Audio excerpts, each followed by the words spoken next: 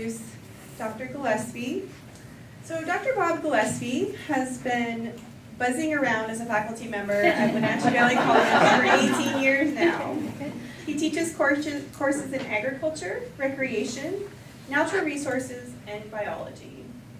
He has a bachelor's in science and education from the University of Nebraska, a master's in entomology from the University of Idaho, and a PhD in biology from Montana State University.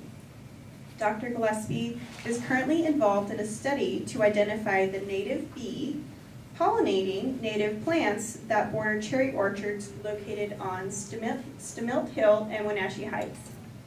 The title of his talk today is Pollinators of North Central Washington. Pollinators, like bees, wasps, flies, beetles, moths, and butterflies, all have a role to play in our ecosystem.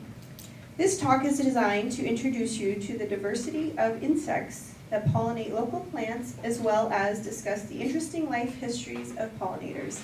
Welcome, Dr. Bob Gillespie. Okay, thank you for coming. So first of all, I want to thank Miss Randy Mitchell and the WVC Speak Lecture Series Committee for providing an opportunity for me to introduce you and showcase the very interesting and diverse and beautiful pollinators in the Wenatchee area. So that's my plan for today. These pollinators provide many activities. We call them ecosystem services, like pollination. They also serve as natural enemies for many of the pests that we deal with here in your gardens and your orchards. And they also provide us and help to maintain the biodiversity of the area. So they're a very important component of our valley. So thank you for letting me be a spokesperson for pollinators this afternoon. So I hope I do them justice.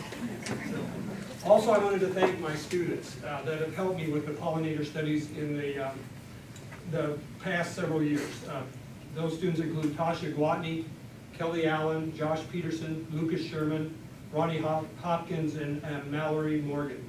And grants from the USDA through Michigan State University, the Bureau of Reclamation, and the Bureau of Land Management have allowed me, am I supposed to answer this? Yeah. Hello? It's not? It's part of the gig. The green light's on. Oh, okay. That's good. Goodbye. Is that the president? I can't hear you.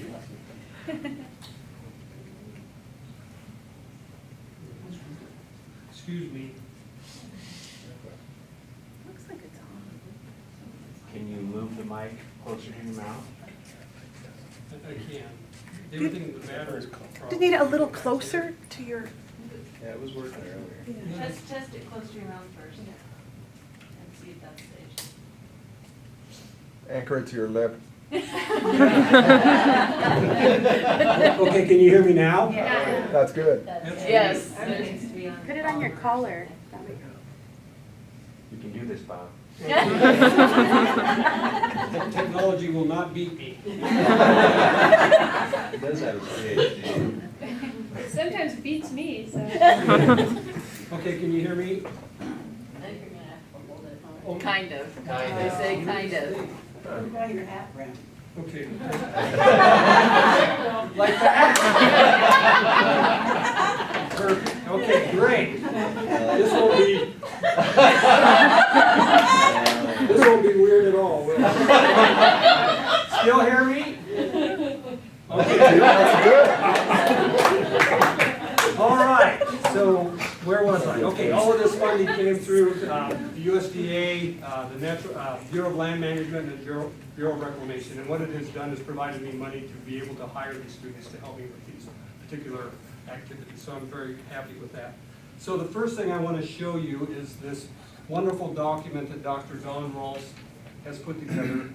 Ooh, that's light. Is it getting any brighter?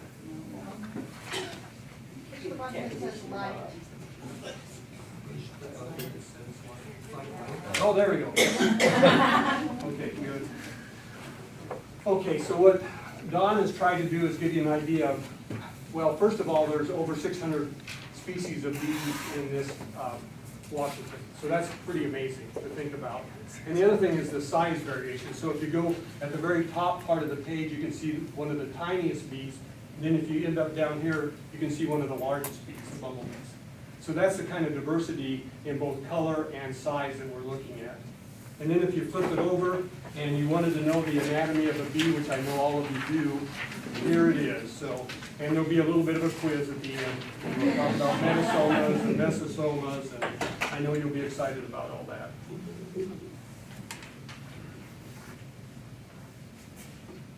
And I also brought some pin specimens. I thought it might be nice for you to actually see some of them. These are my friends, but you usually don't pin your friends with pins and put them on points and stuff like that. So I wouldn't recommend that you treat your friends that way, because I have treated them here. But at least at the end of the talk, if you want to come up and take a look at the specimens, I'd be happy to talk a little bit about those. Okay, let's switch off here, go here.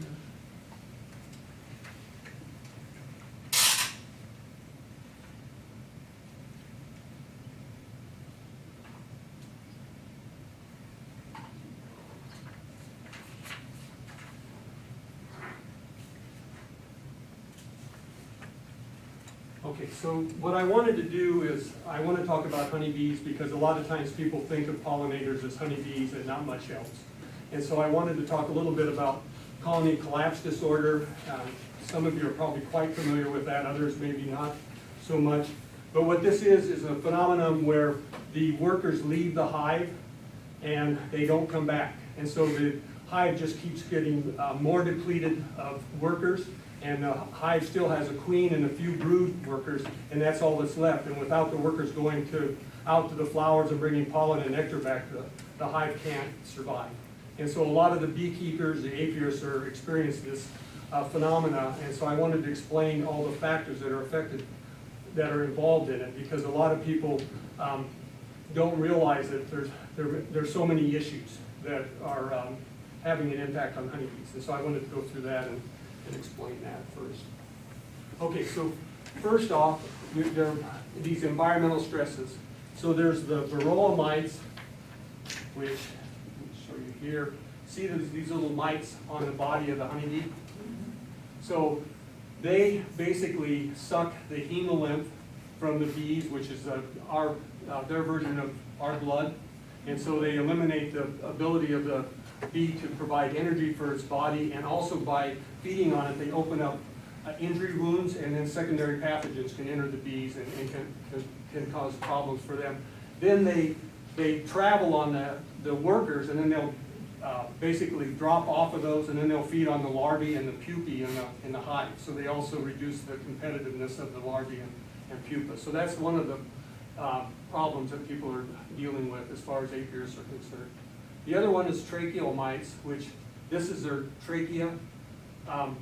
Insects have a lot different system than we do, where our circulatory and respiratory system are linked. Theirs are separate. And so they have these tubes in which they provide oxygen to the cells for the organism to function. And these mites get into these trachea, or these tubes, and they plug them up and they feed, and they also cause injury to the spiracle, and it allows entry of other pathogens into the body of the bee. And then there's this little guy here. See this little fly? This is a forward, and it lays its eggs on the bee. The egg hatches and then feeds inside of the bee, eventually entering the brain. And so the bees become these zombie bees. They can't function properly, they can't forage, or they can't do anything properly. And so that also has an impact on the population. Diseases. So there's a bunch of diseases that cause problems. There's these nosema, which are diseases that affect the insect as a protozoan disease. And then there's foul brood, which when you pull out, this is a little stick they put into one of the cells, and then when it comes out out like chicken broth or soup. So that's not a very, that larvae is not going to function very well in a soupy mess like that. So that's bad. And then there's chalk brood right here. And so in this case, the larvae turn this white crystallized structure here, and so again they can't function. And so that's another group of diseases that they have to deal with as apiarists. There's chronic paralysis disease. Those are viruses, so we've got protozoan disease, we have bacteria, we have fungal diseases, and then we have viruses that are also attacking the bees. And so there's this deformed wing virus where the bees' wings are deformed and they're not able to fly, so that's not good for them. And then there's, the Israelis sent us a virus too, darn those Israelis. Actually, this is where it's first discovered, it's widespread, so. And then the chronic paralysis. Nutrition is another one. The way we handle honeybees has changed dramatically. There's not as many local apiarists, so there's large individuals that have thousands and thousands and thousands of bees, and they move the bees from the California border in Mexico, and then they move them all the way north into Canada. So these bees are only getting exposed to a particular type of pollen, and so it would be like us eating at McDonald's every day, and you know how healthy that would be. So that's also having an impact and affecting their immune system. The other thing is habitat. The use of herbicides and also the increase in the size of farms are eliminating ditch banks, fence lines, field borders that were providing flowers and pollens and nectar for some of the honeybees. So they've also lost that. And then colony stress. Did that die too? I'm having a real successful, oh, there it is. Okay. So honeybees are moved long distances to pollinate crops. So they spend about a week or two in an orchard, then you pack them all up, put them on a flatbed, and then you move them about 100 miles, drop them off again. They have 2 weeks to forage again, and then they get picked up again and moved again. And so I tell my students that'd be like me having to reestablish my family every 2 weeks. I gotta pack everything up, put them in boxes, drop them off, try to spend 2 weeks making a living, then pick up and move again. And so that's another issue that's also causing stress on honeybees. And then there's environmental stress, syndromes that include pesticides. So herbicides can be a problem with eliminating pollen sources. We're real concerned about Roundup Ready crops because you can use Roundup to spray large areas, and that would be fine. It kills the weeds in the crop because it doesn't kill the crop. But the drift is going to get into the ditches and places like that, and it's eliminating a lot of the nectar and pollen for bees. And we're also worried about monarch butterflies because it's also killing the milkweed that they feed on. So that's a problem. We have a new class of insecticides called neonicotinoids, and many of them are being used as systemics, and a lot of the nurseries use them because they will put this insecticide in the plant. It's expressed throughout the plant. Then you buy a plant thinking it's nice and clean because nobody wants to bring aphids and insects from the nursery home and infest the plants. So you have these nice clean plants, but when you plant them in your garden, these systemics are still in the plant, and the bees pick up these neonicotinoids and they affect the bees in this following way. So they don't really kill the bees outright, which would be, in the past when I've looked at bee kills, they die right at the hive, so you know something went wrong very, very quickly. But here, the bees leave and they don't come back to the hive, so you really don't know exactly what's happened to them. So it disrupts their mobility, it impairs their navigation, it impacts their feeding behavior, their foraging activities, and their memory and learning. And then the other things are fungicides they're looking at, and they seem to be impacting their immune systems. So these are some of the factors that are affecting it. And so the other handout that I had was this one here, and I'll flip over.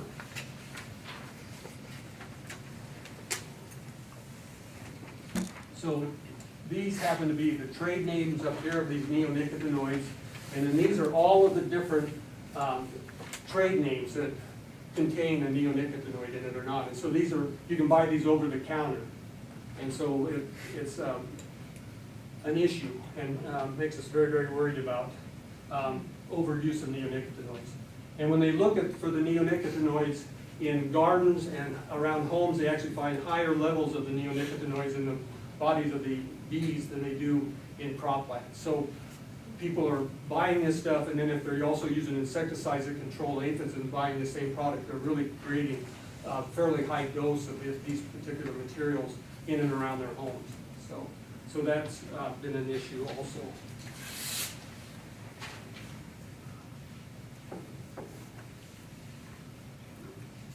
This is from the Xerxes Society, which is a nonprofit which is conserving invertebrates. And there was, I don't know if any of you remember the large bumblebee kill in Wilsonville, Oregon. And what they did is the linden trees, which are wonderful trees, have beautiful flowers. They're also a very, very good pollen source when they're in bloom. But aphids also like them. So the aphids got on the trees. They produce a lot of honeydew, and nobody likes to park under their car where dripping honeydew drops on the car and you get all that sticky goo on your car. So they decided they could take care of that by using the neonicotinoid to spray the bees, and the bumblebees came to that area and they lost about 50,000 bumblebees. And this was fairly early spring, so a lot of those were probably queens and not workers. So that was a big issue. There's a big move afoot now to reduce the use of these neonicotinoids in parks and places like that, and parking lots. So that's the neonicotinoids. Bob, you're making me really depressed. So I'm gonna stop here. Okay. Sorry. So do you have any questions related to that? Very, very exciting and uplifting news. So on this handout with all the bees on it, which is the honeybee, the one in the square? What do I do with mine? One of those clear up? I don't think there's a honeybee on here, There actually. isn't? Yeah, I don't see it, Amy. And I think the reason that Don did that is honeybees are not native. They get introduced to this area about in the 1600s when European Americans came over and they needed a sweetener. And so I think that might be, Don has kind of a thing about honeybees, so. Isn't it What are those, Yeah, go ahead. what are those big black bees? I don't know. Those are carpenter bees, probably. They're not yellow or anything like that. No, they're black and have like a stripe on one. That could be a carpenter bee, or it might be a different species of bumblebees. Oh. I'd have to look at that one. Was it pretty hairy all over, or was it, yeah, then it's probably a bumblebee. The carpenter bees are pretty shiny and don't have a lot of hair on them. Oh, okay. Anybody else, before I depress you more? Do the honeybees compete with the native bees on foraging for on the hill or something? Can you guys hear Suzanne's question? All right? Okay, so that's good. Otherwise, I was going to read. Suzanne, that's a really good question. So they're actually at the bee lab at Utah State University. It's a USDA lab. They've been looking at that to see if honeybees are actually forcing native bees out of the orchard, and we're not really sure what's going on. When they use mason bees, so they asked about mason bees, they seem to be fairly compatible and they work out pretty well. And so what a study that they're talking about doing is to look at honeybees alone, look at mason bees alone, and then put them together and then see what impact that has on pollination. Yeah. And like I was saying, we're looking in cherry orchards, and we're just not seeing a lot of native bees move into the cherry orchards. And so I don't know if the cherries are blooming too early and most of the native bees aren't out, or if the honeybees are, because they're foraging so well that they're keeping the native bees out or not. So we're trying to figure that out. Annie? Are all these bumblebees native to Central Washington? Are all? On this list? Yeah, they are, because there have been some introduced for to grow tomatoes, because they're buzz pollinators. And Patty, I don't think anybody has introduced those in Washington, because I don't know that we're growing that many tomatoes. But that, Patty's bringing up a good question, because what the concern is many people are producing tomatoes in greenhouses, and they found out that bumblebees are excellent pollinators, because they're what's called a buzz pollinator. They actually buzz their wings at a certain speed, and it blows the pollen basically off the flowers, and then lands on the female part of the plant. And that's worked really, really well for them, but the bumblebees have picked up a disease in the greenhouse, and they're leaving the greenhouse, and now they're worried about spreading those diseases into the native population. And so we are looking at, well, I'm not, the scientists are looking at about 2 to maybe 3 or 4 species of bumblebees where we know the population is dropping. And the concern has been with the native bees, we don't have any baseline. We don't know what's going on with them. First of all, Don says we have 600 plus species, so we know we don't have all the species. if you look on that page, some of them have just SP on them, so they don't even have a species name. So we're waiting for a taxonomist or systematist to actually name them. And then we don't have a baseline population level. We don't know whether the population is increasing, decreasing, or stable. So we really are kind of shooting in the dark as far as what's going on. And so that's why there's a lot of impetus to look at the native pollinators and study native pollinators to try to get a clue of what's going on, because we're really concerned that because they provide such an important ecosystem service in the form of pollination, if we lose pollination, we're gonna have a pretty bland diet. I mean, unless we like cereals, a lot of cereals, and that's about it. And also alcohol. Alcohol will probably be fine, except for wines, but so we'll be fine there. Alcohol and cereal will be kind of our diet, and then the rest of it will be pretty, it will be in worse shape, so. Okay, anybody else?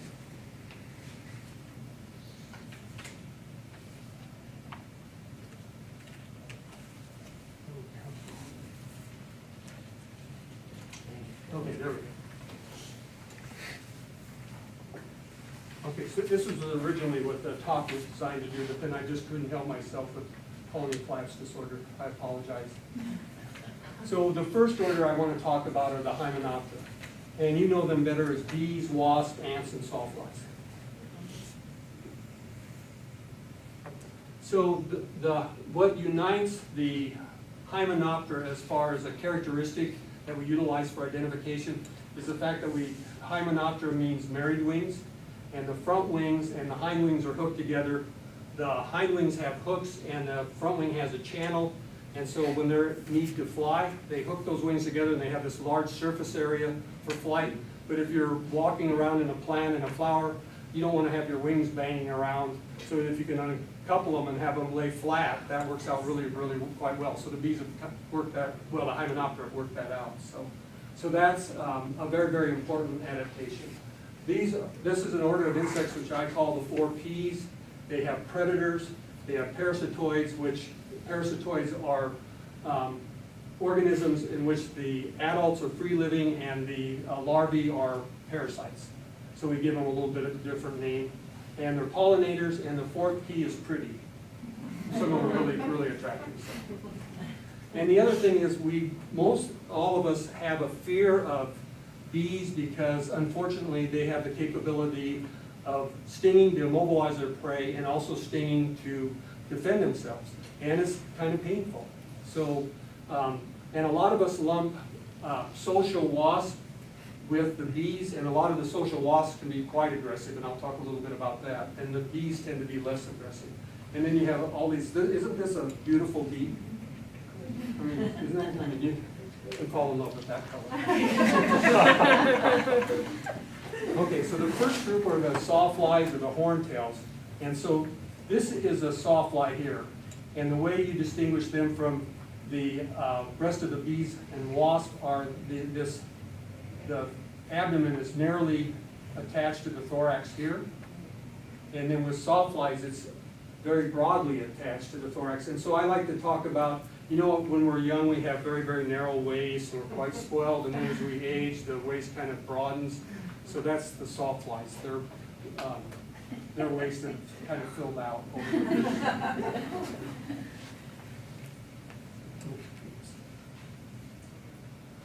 Okay, so this is one of the horntails, and if any of you are out in the woods, you may run into this. This really drives foresters and people harvesting wood, lumberjacks, because see, this thing here looks like a really nasty stinger.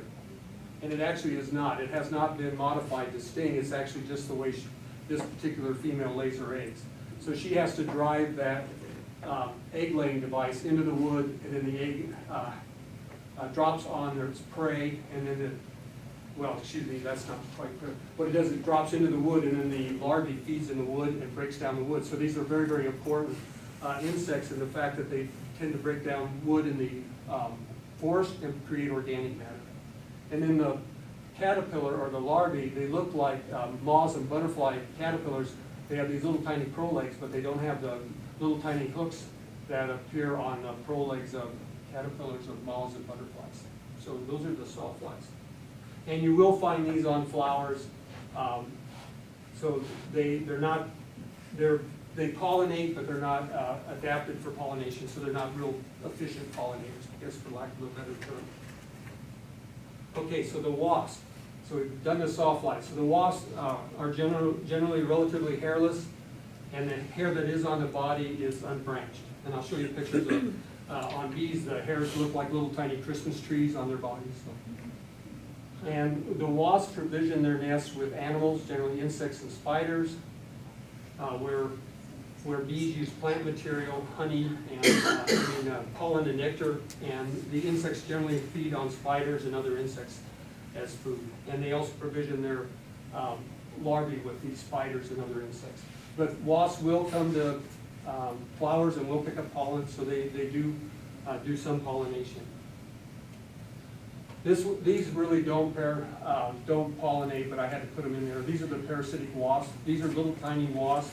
This is a little tiny guy. If any of you have to deal with aphids, would you like to be that acrobatic? She's got her abdomen completely curled around. She's actually poking that egg-laying device or ovipositor into the aphid, and then the egg hatches, and then the larvae feeds inside and glues that aphid to the surface of the plant. And then when the larvae pupates and is ready to emerge as an adult, see this hand basketball right here? They'll open up, they'll create an escape hatch that's rounded, and then the wasp will pop out of there, and then we'll go out and find other aphids to attack.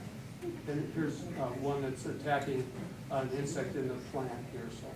And so their hosts include caterpillars, beetles, flies, and soft-bodied insects such as aphids, scales, mealybugs, and whiteflies. So they're really incredibly important, and they're really incredibly diverse.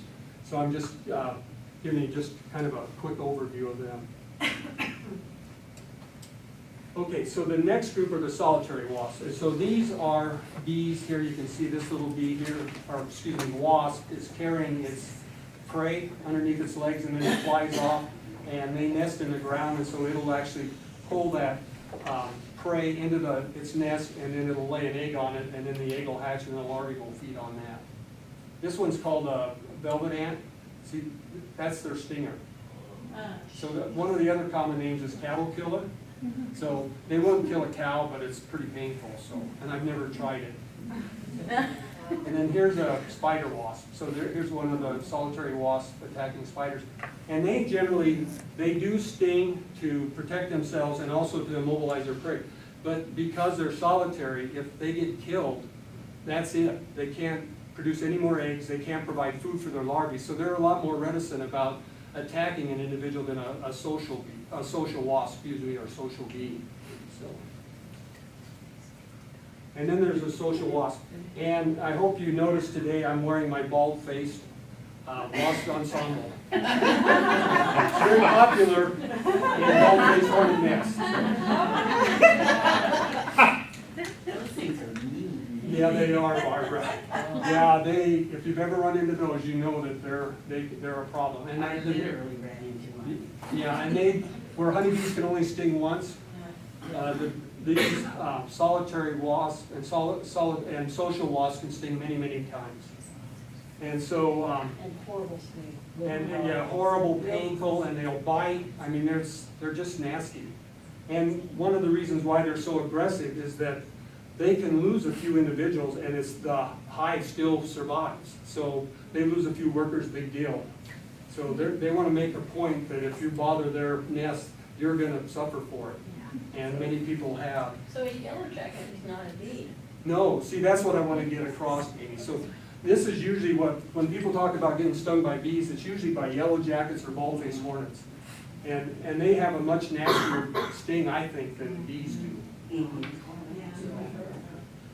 And so sorry, did somebody? The yellow jackets, you could just be standing there minding your own business, and they'll just come up and sting. Yeah. Yeah, and they also produce aggregation pheromone and alarm pheromone. So once they put that out, all the workers pick up on that, and then they all come out of the hive and attack, and do that multiple times. So the only thing you can do, if you're in a group, run faster than the slowest person. That's important. Or head for the water. Get in the water. That's about the only way to protect yourself. And they nest above ground, and many of you have probably seen these, but they also, the bald-faced hornets nest in the ground, and they can be in eaves. And the other thing about it is the colony does not survive the winter in the temperate regions. So the queen is the only one that survives. And so she has to find a place to hide out in the wintertime, and then she's got to start a new colony all over again. So generally the aggressiveness increases, or the numbers increase dramatically in late summer and fall, because the colony's large, very, very large as it's going to get, and they're trying to produce as much food as they can and create as many queens as they can, so that they can have queens established in a new colony. And if we have very, very mild winters, which we've had, that means more queens survive, that means there's more colonies, so it just kind of perpetuates itself. So, but again, these are, I mean, they're amazing predators. They'll take on cutworm, armyworm, looper, caterpillars and things like that. They'll pick up small insects, so they're incredibly great natural enemies. It's just that they're so aggressive that it's pretty hard sometimes to put up with. They'll take your salmon off your plate. Yeah, exactly. Or a better thing to do, Amy, is take that salmon and tie it to a string, and then put it over water, and then put a little bit of soap in the water, and then when the yellowjacket comes and picks up this meat, it dives down and hits the water and drowns. So, Oh, thanks about that. yes, it is. Yeah. No, actually, you can buy, you've probably seen those yellow traps. Those actually work quite well. And putting them up early generally is better, because you're going to get some of the queens and early workers, so they don't get a chance to establish a colony quite as soon or as large. And the other thing that happens too, when there's that large a number, they're also looking for, food gets more scarce, so they have to, they have to be out foraging more. And they're also looking for carbohydrates as well as protein. And so like pop and picnics and places like that, cakes, I mean, pies, I mean, they come to everything to pick up food. So people have even been stung on the lip when they were drinking their soda. Yeah, Aaron. So should we feel bad at all about using those methods to kill these wasps off? I mean, because you said they're not really pollinators, right? They are actually, and they're Okay. good predators too. Okay, So they are beneficial. It's just if they're around where there's a large number of people, probably not so good. So you may want to take care of that. The best time to do is to go out in midday and knock this down. Get- Really bad idea. Really, really bad idea. So if you do have a problem like this, you want to wait till night. And when it really, really gets cool, and then you want a plastic bag if you can, and just, if you can knock this off or snip it, and then have it drop in the plastic bag, and then close it as fast as you can, and then let them heat up and die, because you do not want to come in contact with that. During the day, they'd have a heyday. It'd be awful. Yeah. So anybody else? So, Barbara, you've had experience with these. Yeah, with the bald face, I was on my bike and I was going down the road, and it didn't even actually sting me.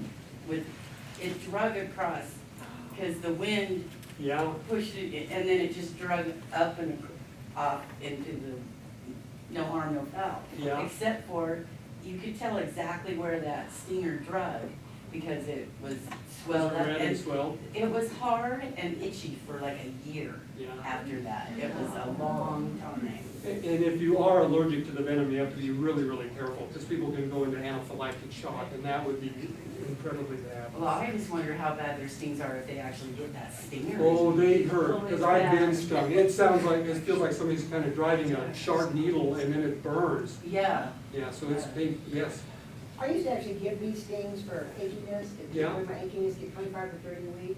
But I got stung by a bald-faced hornet, and I went real close to the anaphylactic Yeah. shock. Why just that one, when I can get bee stings all the time? What was There's going on different there? proteins in a venom, and you're probably allergic to a particular protein in this venom and not so much in honeybees, so.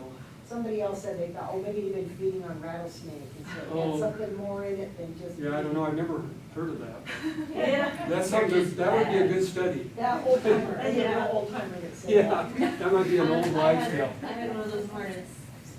I swear it's like flying with its stinger out or something, because I was doing this and it came by and we hit. And he stung me. just Multiple as I- times. Yeah, well, he stung me once, right? And Yeah, it's really it painful. hurt so bad. And they can sting multiple times. They're not like a honeybee where it pulls out a poison sac, you know, and it keeps pumping venom into the wound, and then they die. But these guys they're pretty well defended. And then the other thing is I always talk about too is, notice how insects use yellow and black and white and stuff for warning coloration. We use the same kind of colors to warn people that there's danger there, and so they're doing the same thing. So again, I hate to tell you that insects have always done everything faster than we have. Sooner. Okay, so on to the bees. So the bees have adapted to gathering pollen and nectar and become incredible pollinators. And rather than using an animal like an insect or spider for food, they've adapted and use pollen and nectar for their food. And they'll create these kind of pollen nectar balls, and then they'll lay their eggs on that, and then the larvae will feed on those balls. But they have these specialized structures. So they have this flattened area, which is called a pollen basket, and which is a corbicula, and then they have rows of hairs, which are called scopa, and so they can actually pack large amounts of pollen. And you probably have seen bees flying where they just have this big yellow ball on their legs. So that's all pollen. And then here's the hairs I was telling you about. See, don't they look like little Christmas trees? So wasps don't have that type of hair. Their hairs are unbranched.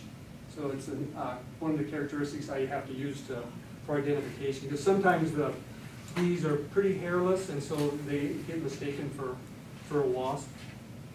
So Bob, when you see a bee flying around that's really slow, like around all these flowers, like does that mean they have a lot of pollen in their baskets?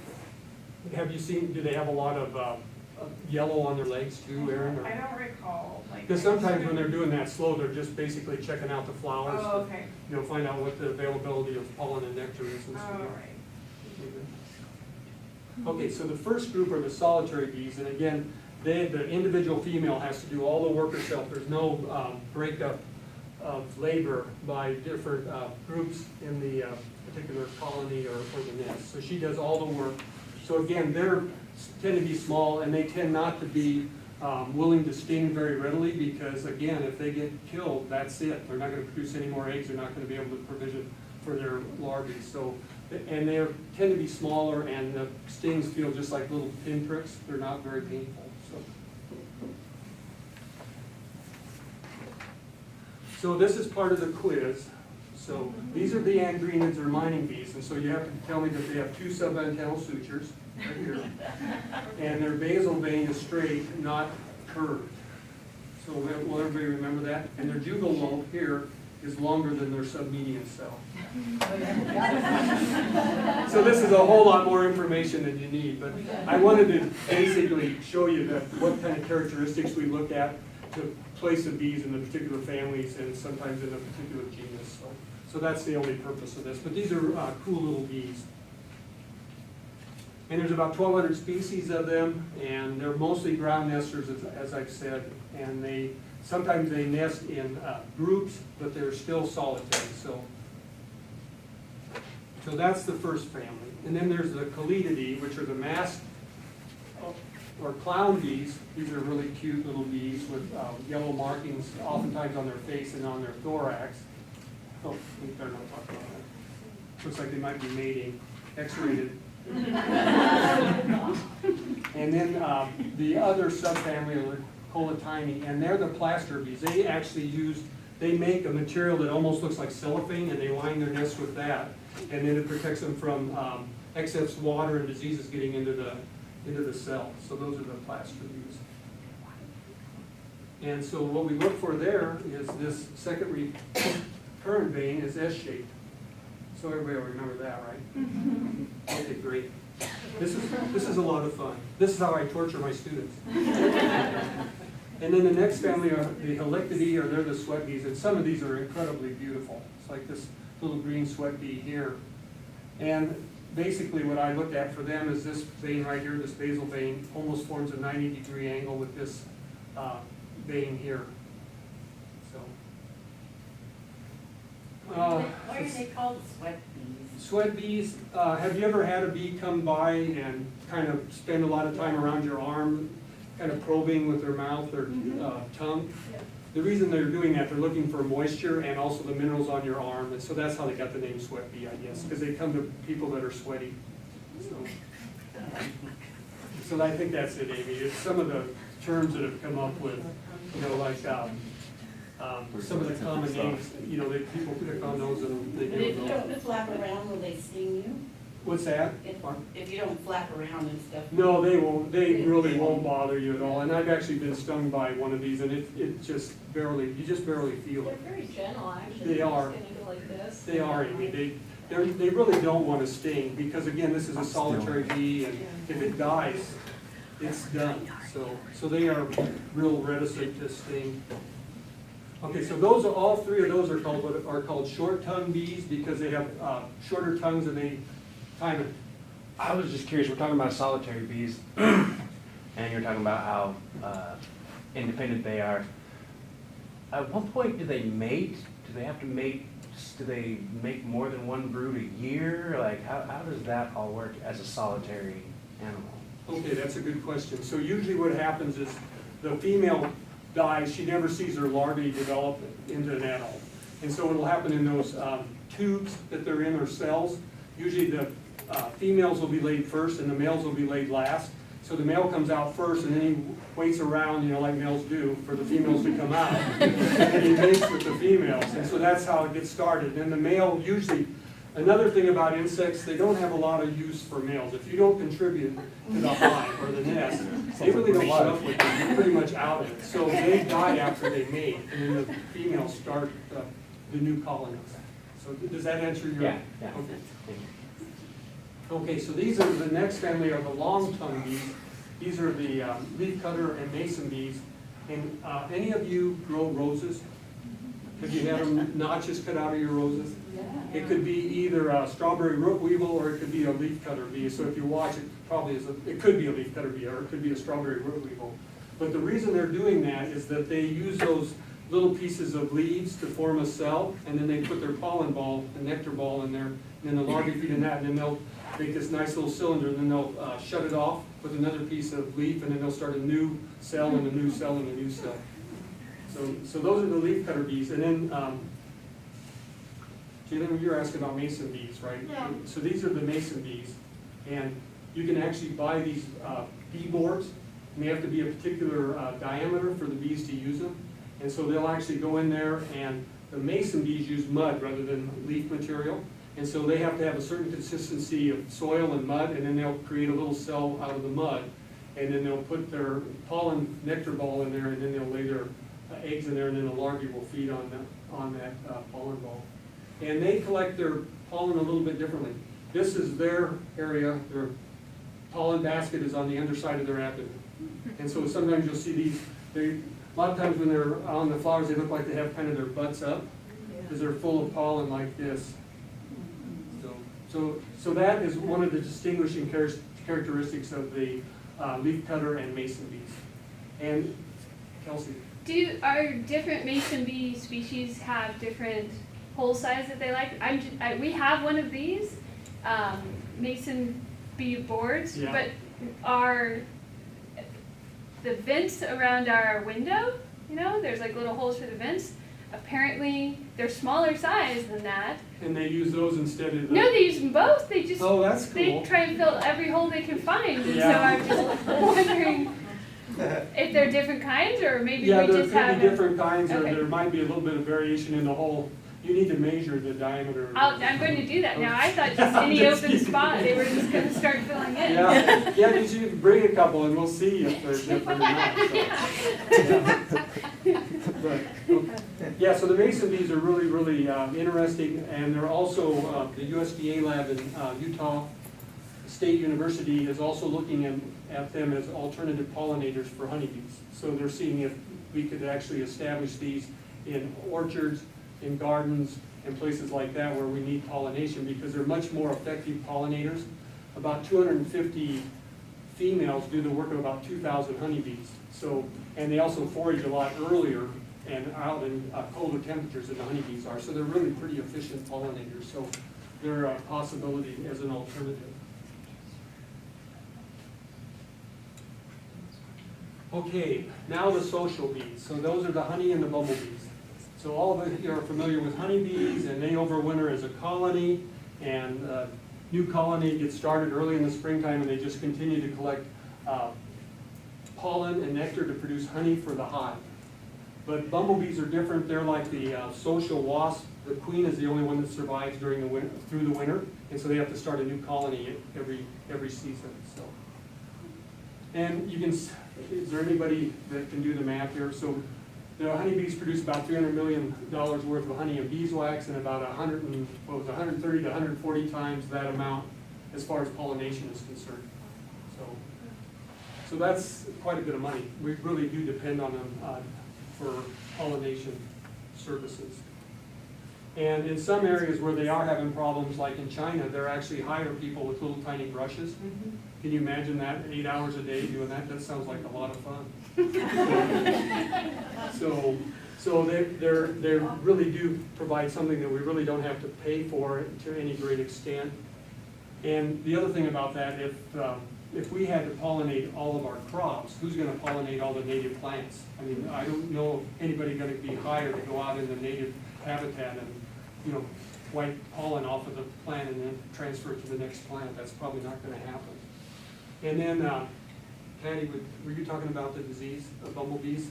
I was asking about the. Yeah, so this is, they have been using bumblebees in greenhouses. I can't remember the species, I should, but I think it's terrestris. But anyway, this is the one that is very, very effective at pollinating tomatoes, but it's escaped from greenhouses, and it had a disease, and it spread that disease to the populations of native bees. So there's concern about those.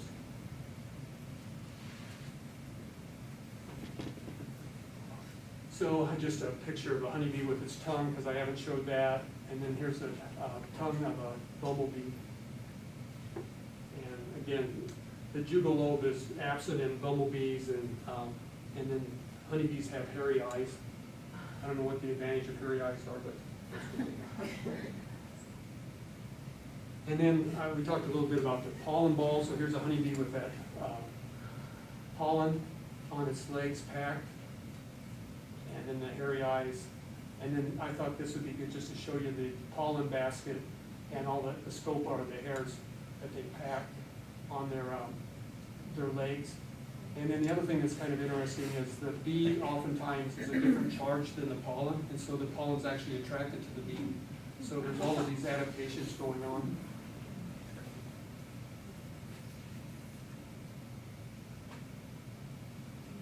And you recognize this bumblebee? So there's about 40 species of bumblebees in North America. Again, they have to start a colony every spring, and a colony may get to be about 50 to 250 workers in a season, so it's not a large colony like you think of with honeybees. And the queen has to do she goes out, collects pollen and nectar, creates a pollen ball, lays her eggs on that, and she has to do all the foraging initially. And then when the first brood of but females come out, then they become the workers, and then she stays in the hive and continues to lay eggs and increase the size of the hive. So, and bumblebees tend to nest underground in rodent nests or bird holes and places like that. Wood piles sometimes are under rocks. If there's any kind of cavity that they can get under, they'll be there. Or even at the base of large grass clumps. They can be down in that area. So have any of you run into a bumblebee going into their nest at all? I mean, they're really secretive. I've only come across them a few times. And I've actually spent some time trying to find them. So. Do you wear a bumblebee shirt when you're trying to find it? Maybe that's it. No, I don't. Because I don't have that ensemble. I'm going to have to work on that. I'm going to have to broaden my wardrobe. But then you can fit in, you know. I know, exactly. That would be nice to fit in. So other insects that are pollinators, probably not as efficient as the Hymenoptera, especially the solitary and social bees, but still very important because they visit flowers. So I want to talk a little bit about those. So the next order are the Diptera, or the two wings, diamines too, and these are the flies, and their hind wing has been modified into a haltere, or this little stabilizer right here. It looks like somebody took the end of a dumbbell, and then cut it off and then put super glue on it and then glued it back to the last segment of the thorax. So that happens to be a crane fly, or some people may know it as a mosquito killer. You ever have anybody ask you about that? Yeah, they don't. Yeah, it would be nice if they did, but they don't. This is a little serpent fly, and this one's really, really important. It's a wonderful pollinator, and it's called sometimes a hoverfly, or a flower fly. So you'll find them, and they often are the color of wasp or bees, and even when they're flying, they sound like a little tiny bee. And they just hover, I mean, they just. Yeah, and they're amazing, Amy. I mean, they're just like this. I mean, they dart back and forth. It's crazy, their ability to fly. So these are a couple more examples of serpent flies here and here. And then this is a larva. And so they'll lay, and they're really good predators as far as aphids are concerned. So they'll lay their egg on near the colony, and then the egg will hatch, and then the larvae will glue itself to the leaf surface, and then it'll rear up and bounce like this, and it's got two little mouth parts that look like hay hooks, and it'll just rip the aphids apart and then just suck up the colony. So it's pretty gross. But they can, Patty, you've seen them do that, so they can really clean up on an aphid colony very, very quickly. So they're both beneficial as a pollinator and also as a predator. But what, Yeah. if it eats those that are right around, it's glued to the leaf, Yeah. so it can only eat those that are just right around. Well, it will unglue itself, Oh, and then okay. it'll move. Yeah. So Oh, I see. It so can- we were it yeah can move and reattach. move and reattach, and then go after more aphids. Okay. So.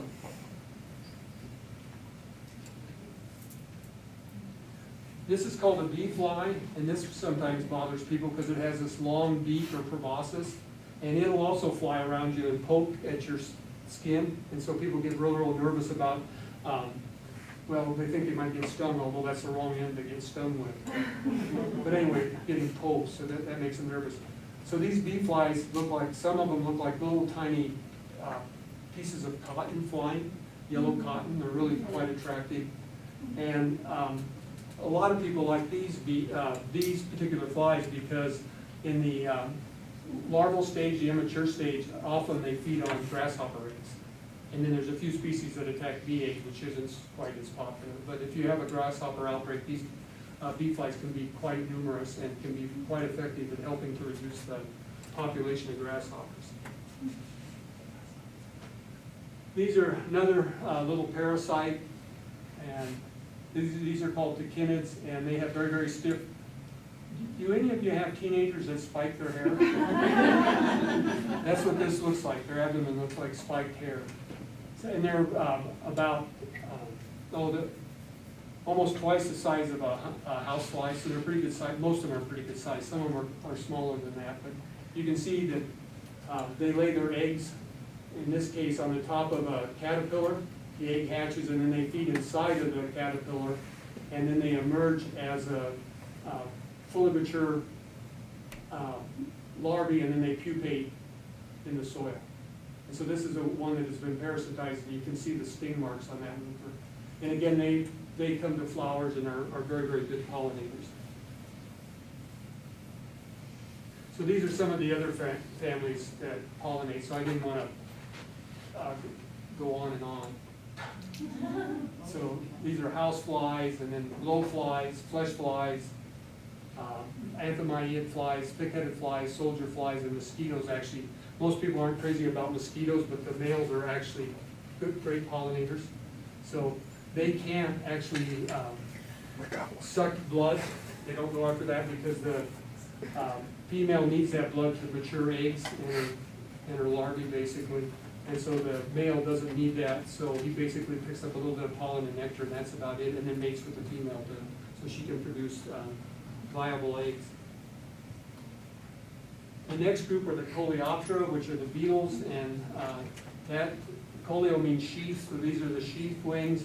And these are the insects that have modified their front wings into a hardened cover or sheath that protects the insect from predation and diseases, and also helps to reduce water loss in this order. And there's like over 300,000 species of beetles. So they're the most numerous insect group on Earth, and by far much larger than any other species of animals, so they're quite prolific. And they occur almost everywhere in freshwater and terrestrial habitats. These are the metallic wood-boring beetles. See, they're really attractive. And they feed in decaying or dead wood, and they tend to break it down and creates organic matter in the forest, so they're really, really important. If you're going to build a log house and they're in the logs when you build your log house, then they're not so appreciated. Should I tell my story about Christmas? Yeah, just go with it. So my first Christmas as an entomologist, I was visiting Jean, my wife's family's home. It was a log cabin, and we were sitting there eating, and this beautiful metallic beetle came out of the wood and started flying around the house, and everybody was flabbergasted, and I'm like, oh my God, this is wonderful. How can I get this? So that was my first exposure to metallic wood-boring beetles. They were sacred to the ancient Egyptians.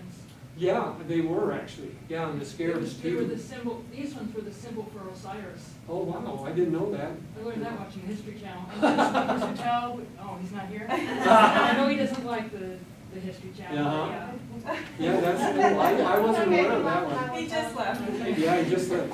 Okay, I was so into the lecture. Yeah. Yeah, so those are the metallic wood-boring. And if any of you have weeping birch, and if you notice that the tops are dead in your weeping birch, there's it's the bronze birch borer that actually feeds up at the top of the tree and kills the top of the tree. So if you look around town, most of the birches have the tops dead. So that's the bronze birch borer. But most of them attack recently cut timber and fallen timber and things like that. So the next group are the clarids or checkered flower beetles, and they're wonderful predators, but again, you find them oftentimes on flowers, and they pick up pollen, and they tend to be hairy beetles, and so they tend to collect pollen much more readily than some of the other beetles. And then there's the soft-winged flower beetles, the melirids, and they're also colorful, and I like these because if you look at the male's antennae, let's see, it looks like a kernel of corn stuck there on the antennae, or they have this big round ball on their one of the segments of their antennae. So, and they tend to be pretty colorful also. Although this one is just kind of black and gray with hairs, but it's also found oftentimes on flowers. And then the cerebus and the longhorn beetles. And the reason they're called longhorn beetles is their antennae. Okay, so their antennae are at least a half to as long as their body. And they also are called wrong-headed wood borers, and they also feed in down timber, like after fires and things like that, they'll come to the wood that's fallen. And so what they do is they lay their eggs in that, then the larvae feeds inside of that, sometimes for very long periods of time. And again, they create organic matter. There's one, have you guys ever had a large Prionis or Gates come to lights or anything? They're about this big. They're the biggest beetle in the Pacific Northwest, and they hiss. So those beetles actually, they lay their eggs in stumps, and the larvae gets as big as my thumb, and so they'll just break those stumps apart, and then it becomes organic matter. So they're pretty interesting beetles, and they're very colorful also. And then there's the leaf beetles.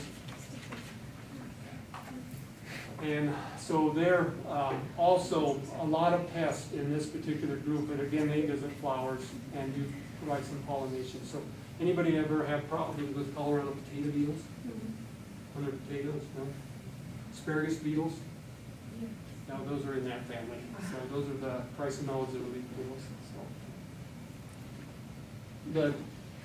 Some of them can be incredibly colorful, like this one's called a tortoise beetle, right here. My light, oh, there it goes again. So that, see how rounded they are? And then they could just squat right down, and a lot of them are golden or these very, very metallic green coloration. So. And then leaf eaters. Yeah, they feed on plants. So most of them would be considered a pest, actually, but unfortunately that they do pollinate too. But. So, And I'm not gonna go into, oh, excuse me, question Aaron. about, so which beetle is in the Sage Hills? So I see lots of those large black beetles, like on the trail. Yeah, They kind of stick their butt up in the air, that one. Yeah. Sometimes they're dead, sometimes they're. yeah, those are the, Maloas, darkling beetles. Yeah, so they're tenebrionids, and so they're very, very slow-moving beetles, and they can actually excrete a nasty tasting chemical. And so that's why they do this butts up thing, so if anybody comes along to try to eat them, they're gonna get a mouthful of foul smelling and tasting chemicals. There's a little mouse that's figured that out, and it'll actually drive its abdomen into the ground and then eat it from the head down, and then leave a little bit of the abdomen left for the gland, and so it doesn't get that foul smelling material. So I was going to go into butterflies and moths because they are also very, very important, but I think this is probably enough of me talking, and I'd like to open it up for questions. And also, if you'd like to come and look at the displays, that would be great, and I'll try to explain what's going on in those particular doors and cases. So. I have a question, Bob. This is sort of, I think, unrelated to pollination, but since I think they eat aphids. Is this about rocks? No. No. Those questions I'll save for Ralph. And why do we get every winter ladybugs that come in our house and hang out in the house, or partway through the winter they'll just show up. They drive the cats crazy, Yeah. and we don't kill them because we know that they're nice. We just try and let them outside when it gets warm. But why are they doing that? They're looking for a place to overwinter. So they do So overwinter? they'll overwinter in that, Okay. in the house or any kind of area that's a little bit safe, you know, that they're not gonna freeze. It would be interesting to look at your lady beetles, because there's the Asian lady beetle, and it really congregates, and I don't know how far it's distributed over in this area. It's very common in the western part of the state, and they'll come in mass. Okay. And they're generally harmless and everything except for antagonizing your cat. But they do produce costinellin, which is a little orange liquid. Okay. It's a protective chemical, and they can sometimes ooze that on furniture and stuff like that and stain it a little bit. Oh, I see. So. Well, they haven't bothered us with that yet. They just, the Yeah. cats go like Yeah, they tearing probably- around, chasing them and stuff. Yeah, they would. I just didn't know if they had hatched in the house and were hanging out waiting for spring, or if they were in the house overwintering. No, they're overwintering, because they, it's an interesting story. Lady beetles overwinter as adults, and in the fall, they'll fly to higher areas and Ah, congregate, like I've seen them Moscow do that. Mountain and areas Yeah. like that, and they'll congregate in the millions. And so they'll spend the winter there in an environment where it's fairly warm and they can protect each other. And then in the springtime, they have to disperse. And they'll mate and then disperse, and then they'll move down out of the higher places and distribute themselves throughout the area below that. People have actually collected lady beetles to sell as biocontrol agents. And so what happens is they'll collect them in the fall. They'll put them in not a freezer, but a refrigerator to keep them cold. And then they'll sell them before they have an opportunity to mate and disperse. And so as soon as you buy those, then they just fly off to everywhere. So So you does don't it- really get the benefit of your lady beetles. But the neighborhood really appreciates it. They can just provide lady beetles for the whole neighborhood. Why do they bite? They will bite. Yeah, they will. Notice that. Yeah. Yeah, if you fool with them too much, they will occasionally bite, so, yes? I have an opportunity to have some honeybee hives on my property. The lady seemed to think it would be a great place. I've got tons of Russian sage and stuff like that. If my husband's not crazy about the idea. So if we were to go with this, how far away from any traffic areas would those hives need to be safe to be around? Oh, are you in town? No, I'm not in the country. Oh, you should be fine then. I mean, are you trying to protect them from being hit by cars and stuff like that, or just Trying to from? keep from getting stoned. Yeah, if you're, can they be put out a quarter mile away from the house? At a minimum? Probably not that far. Well, as far as you can put them away from the house, that should protect you. And most of the honeybees are really pretty docile and people don't bother them. I've never had much problem with them, but is your husband allergic to the No. venom? So you need to do like the bees, dump him.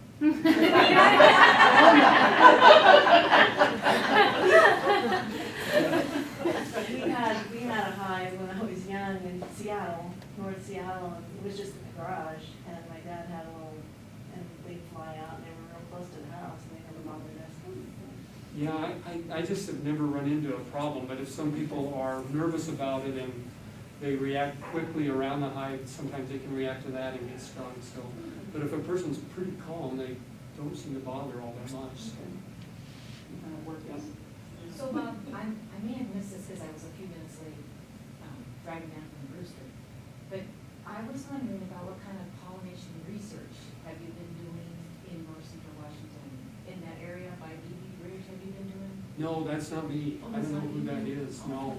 No, I've been working up in Wenatchee Heights and Mill Hill because it's really close to campus and it's beautiful up there and the native plants are really intact. And so I figure if I'm gonna find native bees, that's gonna be one of the better places. And then we have all of those cherry orchards there and I figure if native bees are gonna get into the cherry orchard, that's probably the most likely place where that will occur. Oh.